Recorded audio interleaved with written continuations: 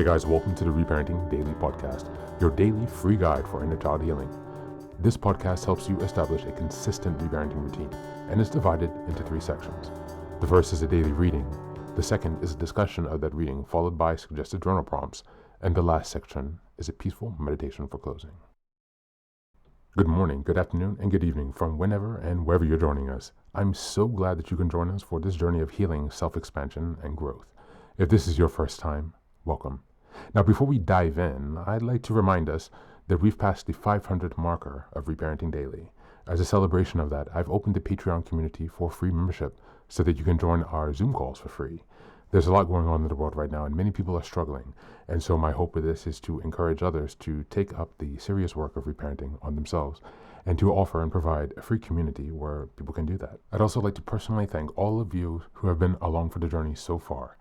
Just as a reminder, this is a free podcast, but I do sell the Reparenting Daily Journal where you can follow us along with all the monthly and weekly themes, and where you can also join us in our free Zoom calls to reflect on the weekly themes as we make our way through the year. This is something that I've opened up for free, but you can purchase the journal if you'd like to support the podcast. You can also just copy the themes within your own journal and follow us along there. If you'd like to support us in other ways, you can also join the Patreon with a paid subscription or also donate on Buy Me a Coffee. Just as a reminder, I've created another resource called Fairy Tales for Reparenting. This is a 3-volume series that organizes fairy tales from around the world into the 3 phases of the hero's journey, from beginning, middle, to end. Now, these are fairy tales that come from Grimm's fairy tales and other traditions and other cultures around the world. And while you might think that fairy tales are for kids, actually, these stories contain profound truths and lessons that we can use in our reparenting journey. So these books are a very simple and creative way to connect to your inner child. I'd like to send a very warm thank you to Maria, who has been helping me to edit the books since I had some difficulties in the fall and I've had some issues with my eyes. So now the first 2 volumes are available on Amazon in ebook or regular book format, so you can check those out, and we'll be working on that last volume to release to you as soon as possible. But again, these stories are ways to connect with lessons that are shared across different cultures, to reconnect with your inner child, and to really teach yourself some lessons that have been carried down for centuries and millennia. As we're passing episode 550, I'd like to also turn your attention to the fact that I've changed the meditation at the end of the podcast, and so you can check that out now for a new experience of binaural beats. So this helps with binaural stimulation from the left to right ear, a bit like a replication of the EMDR experience. So I'm hoping that this can help bring you guys some relief, and we'll have other meditations coming soon as we progress with the rest of the year. So with these announcements now out of the way, let's dive into today's practice. Today's reading is an article entitled Grateful for Gratefulness in Difficult Times by Grateful Living. Just as a reminder, we're in November and the theme is gratitude and abundance. We're in week 4 and the theme is gratitude in difficult times. As always, you can find the link in the show notes, and I will read the entire article today as it's not quite long. Grateful for Gratefulness in Difficult Times by Christy Nelson. How could anyone read the news headlines of the past week, month, or year and feel grateful? I fall prey to doubt. Reconciling this conundrum is a focus of mine almost every single day. Some days my commitment to living gratefully seems like lunacy to me. I can feel so overwhelmed by the injustices and suffering that so many people in this world are facing that I question how it makes sense to focus on one thing that I appreciate. I can feel guilty for my comforts. How could anyone read the news headlines of the past week, month, or year and feel grateful? I fall prey to doubt. Reconciling the conundrum is a focus of mine almost every day lately. I watch the news and am overcome by tragic unfoldings, especially the number of deaths and sufferings that could have been prevented by responsible oversight. By comparison, my own battle with cancer seems like an easy way to almost die. I have the privilege of being white and middle class with health insurance, access to good medical treatment, a safe place to live, and family and friends who could actively care for me. This is not how it is for many people. I was lucky. And, as importantly, I know it. It turns out that having the capacity to know and name the ways and times that we are fortunate, blessed, and or privileged, especially in the face of clear injustice and suffering, is fundamental to practice within grateful living. And it can make a huge difference. Grateful living in difficult times can help build a bridge from despair to empowerment and from grief to engagement. And importantly, it can keep our hearts open when they want to close. Practices we can remember if we want to stay mindful in the midst of holding the misery of the world. There are many reasons why it is vital to do the work of remaining graceful, and there are practices we can remember if we want to stay mindful in the midst of holding the misery of the world. Here are a few. Awareness. We need to be grateful for our ability to be awake enough to feel. Brokenheartedness means we are alive. Empathy is a blessing that connects us deeply to others. It is a privilege to have the capacity to be informed and to sometimes feel outraged. And we are fortunate to be able to notice with our eyes and a cracked open heart that there are things happening in the world that are unacceptable and tragic. Gratitude for our feelings is a powerful starting point for engagement. Acknowledgement. We need to take inventory of and recognize every gift and good fortune that is ours. If we do not lift these up and count them, if we deny them and shame them in the face of the suffering of others, we are not helping those who suffer. We are dismantling the importance of being able to breathe, eat, walk, and love. There are countless mothers of others who wish their children could do the same. They would not wish us to deny the privilege of being alive. It is we who get caught in the belief that to claim our privilege is to separate ourselves from those who do not have them, and in fact it's the opposite.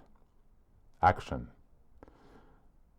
We need to make use of those privileges that we have. If we have money, even a little, and we claim it for something for which to be grateful, we could put it to use, we can share it, we can make it matter. If we have a body that works, we can count ourselves fortunate and put it to use. We can share our ability to get things done, to help others, and to offer care. If we have education and or skills, these are gifts begging to be of use. Any resource or privilege needs to be acknowledged and appreciated before it can be of service. Only once we know, name, and claim what we have will we be able to make a difference with it. Living gratefully every day, we are in touch with the whole exquisite mess of being part of the human family. We feel our interconnectedness and the pain and beauty of belonging. Being grateful in difficult times, we can feel into the suffering of others, acknowledge, appreciate, and make use of our blessings, and be compelled to act from a place that is engaged, self-responsible, resourceful, and connected. Faith which does not doubt is dead faith, said Miguel de Unamuno. I agree. Much the same, grateful living, which does not struggle to reconcile itself, is likely dead as well. Wrestling with paradoxes is integral to grateful living in practice. In holding grateful living in the most expansive, dynamic, and responsive way, I am reassured that all of us can belong. And I can trust that I belong too. Me and my big heartache for the world. Thank you, and that's the reading for today.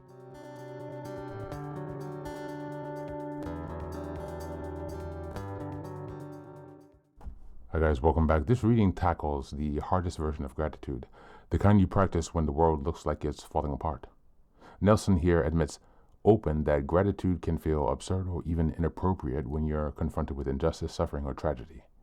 Yet she also identifies something so powerful, the simple ability to feel heartbreak, to empathize, to perceive injustice at all, is itself a sign of being awake and alive. Gratitude isn't a denial of suffering, it's the courage to stay open-hearted in the middle of it. This reading reframes privilege not as guilt, but as responsibility. Nelson argues that our acknowledging your blessing doesn't disconnect you from others. It equips you to help. When you deny your gratitude because you shouldn't feel lucky, you actually diminish your capacity to care, act, and serve. Naming your resources, health, your safety, your support is what lets you put them to work for people who don't have them. Finally, she emphasizes that gratitude in hard times is not passive. It's actually a bridge from despair to engagement, from grief to action, from overwhelm to clarity. Gratitude keeps your heart soft instead of hardened, open instead of shut down. She openly admits the paradox. Gratitude and grief exist side by side, and she insists that wrestling with the tension is part of mature, grounded spiritual life. As we go into the journal prompts today, number 1, what difficulties or global events currently break my heart? And what does my emotional response reveal about my capacity for empathy, integrity, and courage? Number 2, what privileges, resources, or strengths do I hesitate to acknowledge? And how would my life change if I claimed them as tools for service rather than things to feel guilty about? And number 3, where can I practice gratitude without bypassing pain? The kind of gratitude that helps me stay open-hearted and engaged instead of numb, hopeless, or shut down. That's it for today. As always, thanks for being here. Take care of yourself, and please do be well.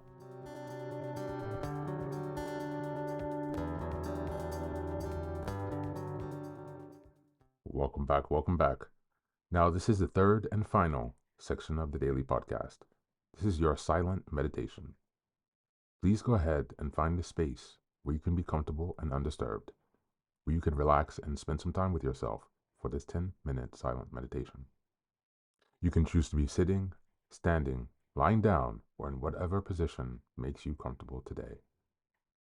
Take a moment to simply be with yourself. Focus on your breath and gently connect with each part of your body. If thoughts arise, don't let them overwhelm you. Just observe them without attachment. Imagine them as leaves drifting down atop a river, passing by without needing your engagement. Stay present, grounded, and open to this moment.